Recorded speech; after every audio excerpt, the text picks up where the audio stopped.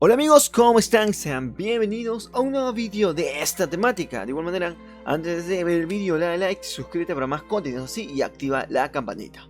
Vamos yendo con el vídeo. Los papeles y la nueva información que salió de la compra de la casa de Alan García en París fueron totalmente aceptados. De igual manera, mientras se efectuaba la compra en París, aquí en Perú, arrestaron a los involucrados con Odebrecht. Si no sabes qué es Odebrecht, es una compañía constructora que aquí en Perú era bastante importante. Muchos involucrados, como Alan García, Susana Villarán y entre otros políticos, la usaron para hacer cosas maliciosas, en los cuales prometían hacer proyectos en los cuales no se cumple ninguno, de la manera más simplificada posible. Vale, muchas personas que están investigadas aquí en Perú, como Alan García y entre demás políticos, sacando de lado a Alan García porque él supuestamente está muerto y los demás políticos tuvieron que acatar las órdenes, no tan malas, digamos.